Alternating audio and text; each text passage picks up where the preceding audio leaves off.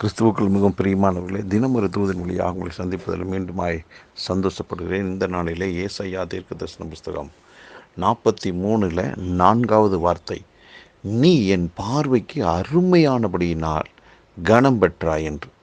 ஆகவே இந்த வார்த்தையில் ஆண்டவருடைய பார்வையை குறித்து பார்க்கிறோம்.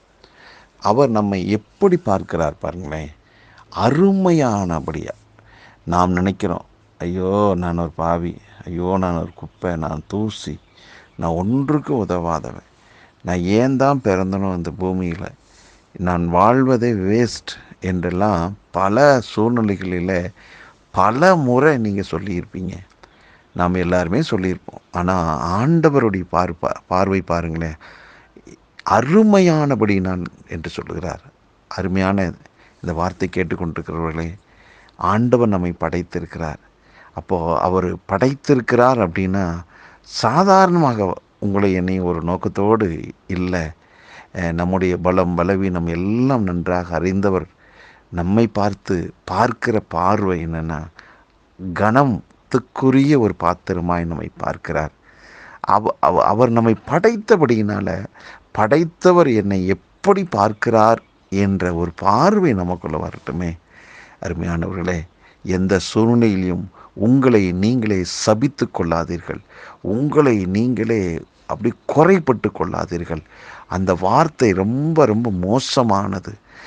ஏன்னா உங்கள் மேலே உங்களை குறித்து தவறாக சொல்வதற்கு உங்களுக்கு என்ன உரிமை இருக்கிறது? ஏனென்றால் உங்களை நீங்களே படைக்கலையே, உங்களை படைத்தவருக்கு தானே முழு உரிமை இருக்கிறது.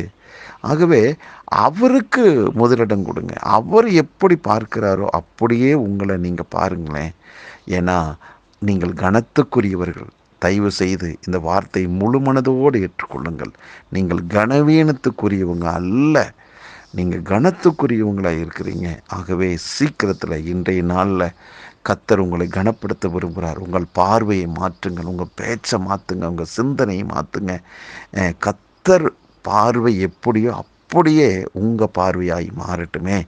ஆகவே இந்த வார்த்தை கேட்டுக்கொண்டிருக்கிற யாவருமே ஆண்டவருடைய பார்வையில் நான் கனத்துக்குரியவனாக இருக்கிறேன், அருமையாக இருக்கிறேன். ஆகவே இந்த நாளிலே இது முதல் கொண்டு நான் செய்யக்கூடியதான காரியங்களிலே நான் கனம் பெறுவேன்.